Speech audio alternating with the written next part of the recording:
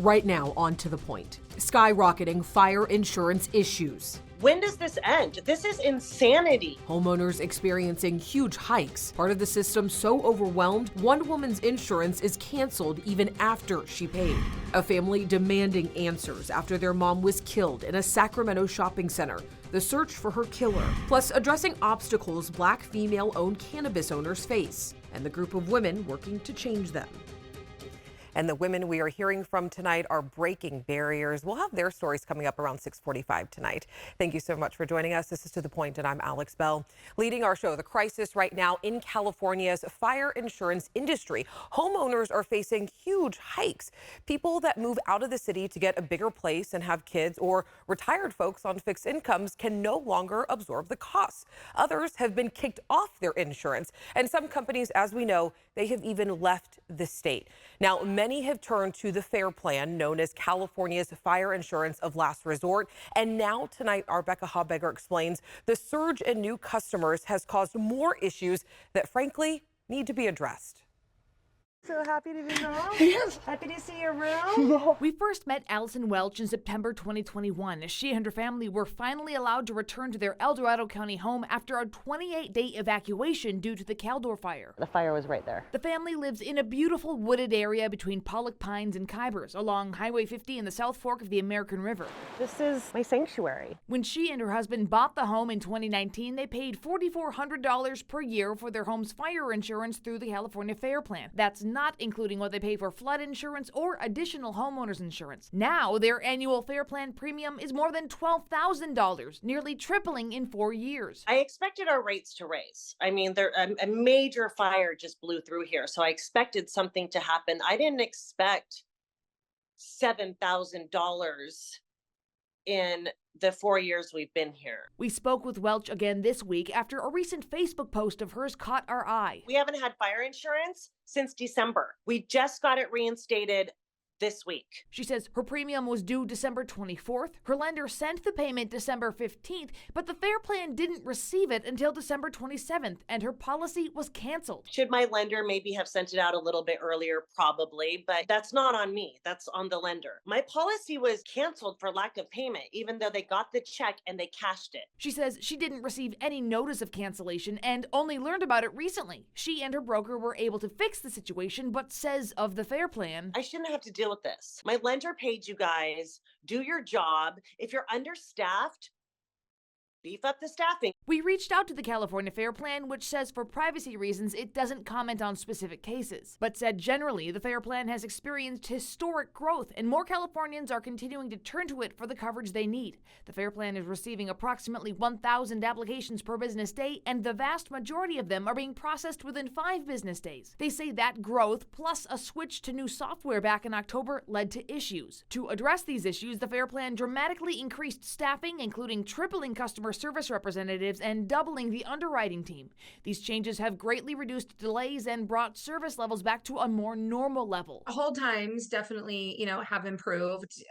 Application process, it's very hit or miss. Some policies will return back in 2 hours. Some can take 2 weeks. Aurora Millette is managing partner of Sky Insurance Group, an independent insurance broker based in Rockland. She says the Welch family isn't alone in having issues recently with the FAIR plan. The one thing I don't want to do is to demonize the FAIR plan because they didn't ask for any of this. It's just their new system on top of State Farm leaving, on top of all these things that happened, was the perfect storm to where they're just inundated. It's one part of California's broader insurance crisis that leaves customers with few or no choices. It's either pay your insurance or lose your house.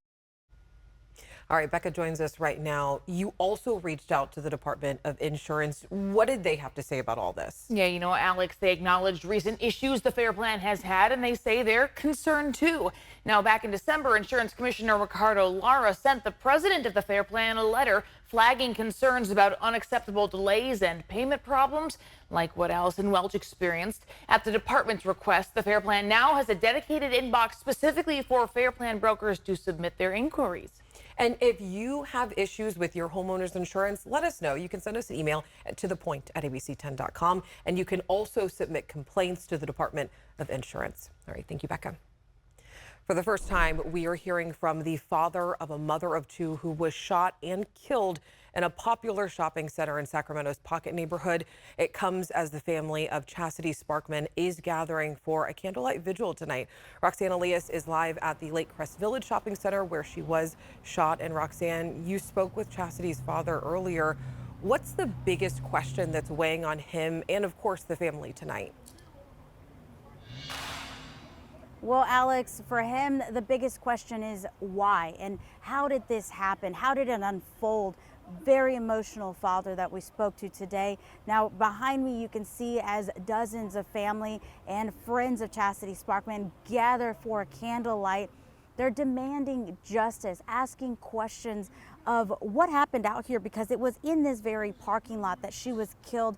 Now, earlier today, Alfonso Sparkman says he's angry and in shock knowing he will no longer hear from his 26-year-old daughter. The mother of two was shot and killed on Valentine's Day last week in the Lake Crest Village Shopping Center. Her family says from what they know, she was meeting with her husband, but Sacramento police are still investigating what led up to her death. Alfonso says he's trying to get to the bottom of all of it. I want to know the truth because it hits different. You know what I'm saying? People understand, I've lost a lot. I've lost a lot in my time, brothers, sisters, mother, father, stuff like that, cousins. But it hits different when it's your child. You know what I'm saying? I don't have that kid blowing my phone up all day, every day no more. Out here live, Alfonso says he's putting his trust in police. Tonight, he's asking for your support by coming out here to the candlelight and letting information be known if you know anything. Everyone is invited to come out here.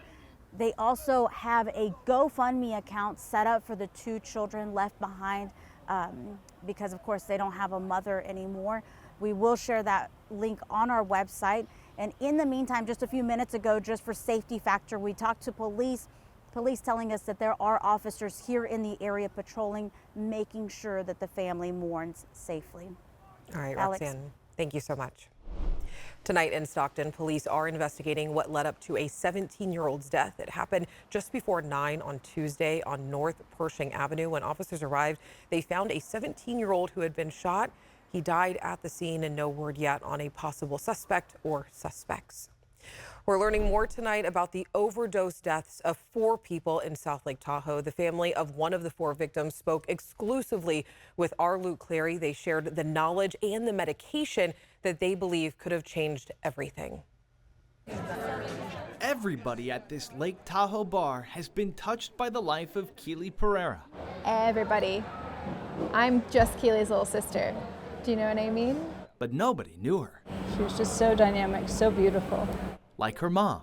When she was on a boat, it was like the boat was built around her. And her dad, and the little sister who looked up to her. Are you angry? Yeah. Very angry. I'm angry at what happened to them. I'm angry at the people that sold them those drugs. Keely was with a group of friends on Super Bowl Sunday in South Lake Tahoe, visiting her hometown from Mexico, where she was working as a boat captain. On Monday morning, she was among the 4 people who died of a suspected fentanyl overdose. She thought that she was using cocaine. Yeah. They weren't expecting to be using fentanyl. No. Well, they didn't know, of course. Otherwise, we wouldn't have this result. And I think for me, it's really frustrating because people see, 4 deaths by what they're saying is overdose, but in reality, it's poisoning. How the group of friends came into possession of the tainted drug is under investigation. The CDC says drug dealers often cut cocaine and other drugs with powdered fentanyl to make them cheaper and more powerful. It also makes them more dangerous.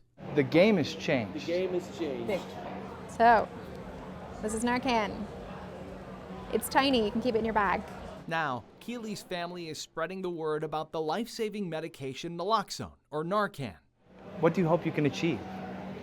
Well, just to raise awareness. I mean, that's the key, is just to raise people's awareness.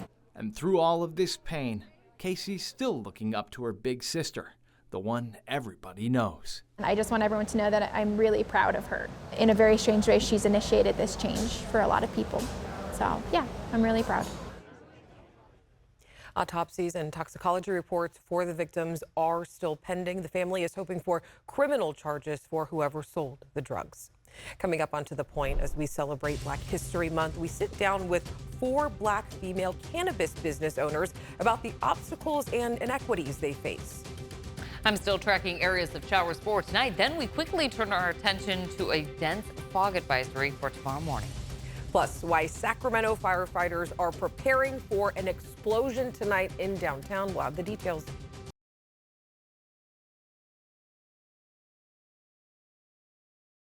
All right, let's check out our forecast. A foggy start to the morning, but a lot drier today, which is good news. I know. I think everybody's like, we'll take the fog. Yeah.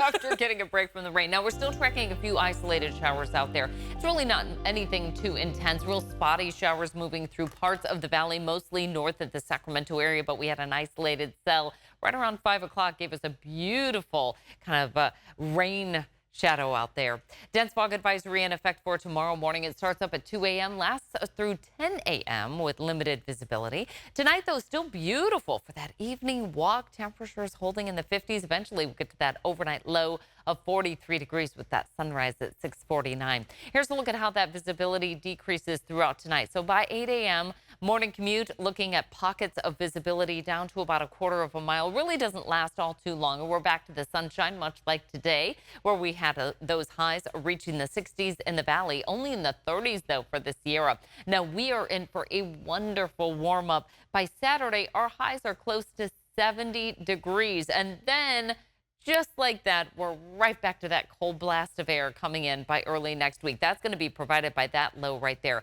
We'll still track that one off the coast. It will pose a risk of giving us some late weekend showers. Highs tomorrow in the 40s for the Sierra, 50s and 60s down the hill with 60s along the coast. Again, once we start to edge our way inland, we're back to those areas of morning fog. Morning lows start off in the 40s with those highs in the 60s. Our 5-day forecast includes that chance of showers coming in by the end of the weekend into early next week throughout the region, including our valley forecast. And you see those highs cooling right back into the 50s to near 60 by next week. All right, thanks, Monica. Next, on to the point, discussing the cannabis industry and equal opportunities. We sit down with 4 Black women in the industry, how they are working to support and create opportunities for others. Plus, was your windshield or glass damaged while you were driving through Roseville? A new bill could help you claim damages.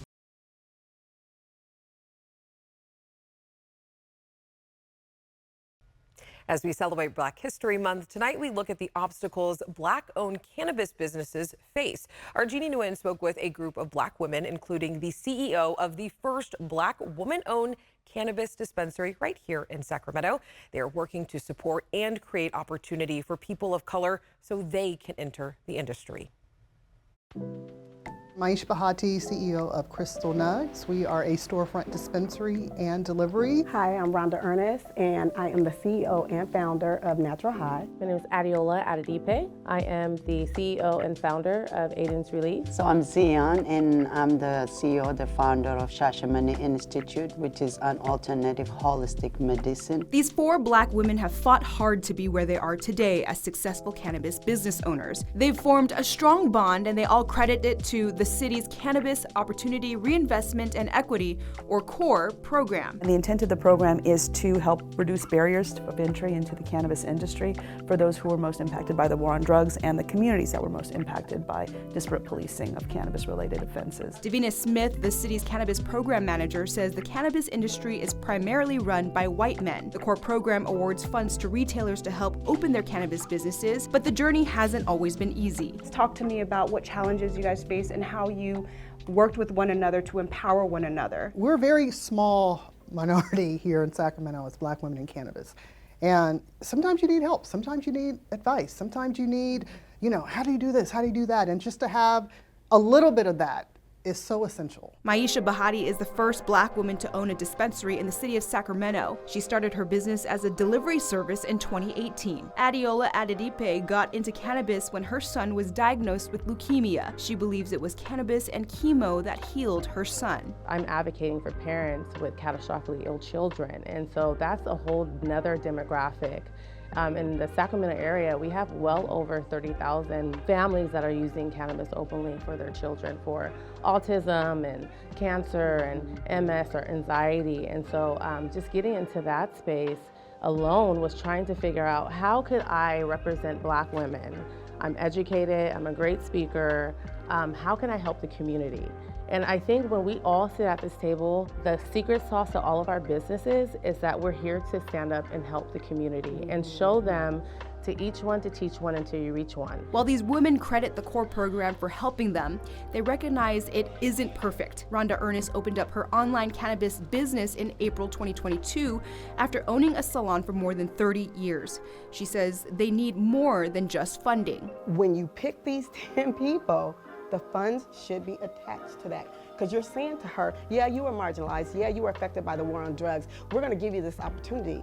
But the reason why you're saying it is because she's been disenfranchised. With Black women business owners within this space, what challenges have you seen them endure? Trying to get in there with the historic racism, right, with the lack of access to generational wealth, and then just the family commitments too. I mean, we talk all the time about, just offhand about all the commitments that you have for family, parents, children, relatives you're trying to take care of, businesses. The current owner of Ethiopian restaurant Queen Sheba, Zion Tedese, launched her medical cannabis company more than 2 years ago to help people with medical conditions like cancer and PTSD. What they put as far as equity money into us is practically pity, especially when they're giving funds to different departments. The CORE program first gave these women a $75,000 loan that they're still paying back to this day. These women say then they were awarded $133,000 broken up into 2 payments.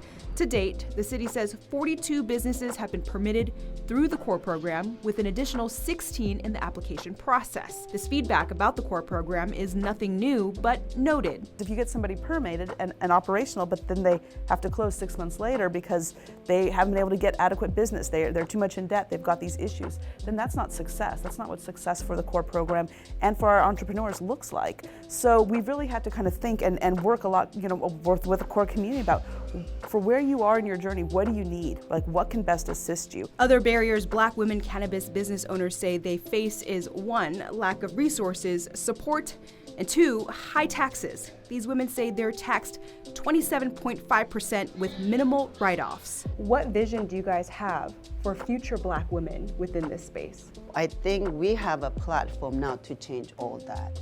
We're not gonna be listening to the city and the state, and instead we will be coming together to advocate what is due for us to build our community. We as Black women, we as Black people in this industry, we have the ability to give opportunities to those who otherwise would not have them. You're giving people an opportunity because they feel comfortable with you, and you grow, and you grow. I cannot go back to a 9 to 5, so I see myself continuously to have this freedom to be able to create and live a life and help people, and then see the vision of Aiden's relief on everything, and continue to have that piece of helping people and building teams and stuff. So for me, it's the sky's the limit. We gave them hope that you can get in here. You might have to kick the door in, but hey, Rhonda did it, I can do it. It takes a lot of work. I'm not gonna act like it don't, but you can do it.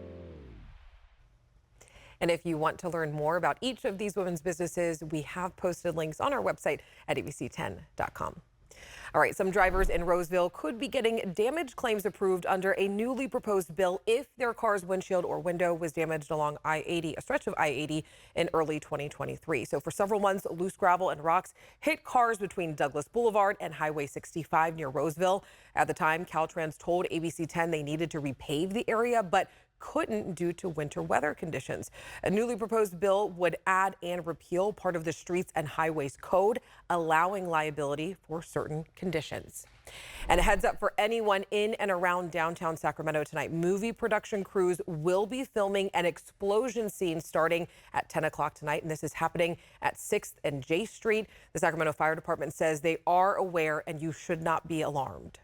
Working very closely with the production crew that's out there filming, and all safety precautions are in place. They've made their notifications on their end, so we just want everyone to know that they're safe. Again, just in case you missed it, the explosion scene will take place between 10 and 11 tonight near 6th and J Street. The fire department is aware and crews will be nearby just in case. But if you do feel your safety is in jeopardy, officials say that you can call 911. We're back after this short break.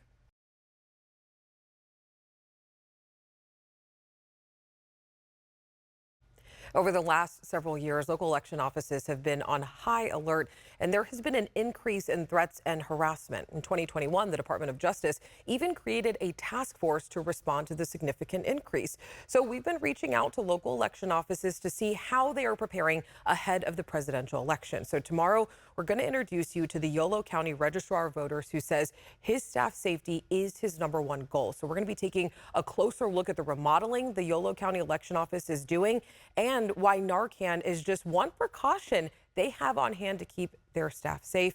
There is also a way that you can watch the election process yourself. So I'll have much more coming up tomorrow night at 6:30 on To The Point. Thank you so much for joining us. I will see you later.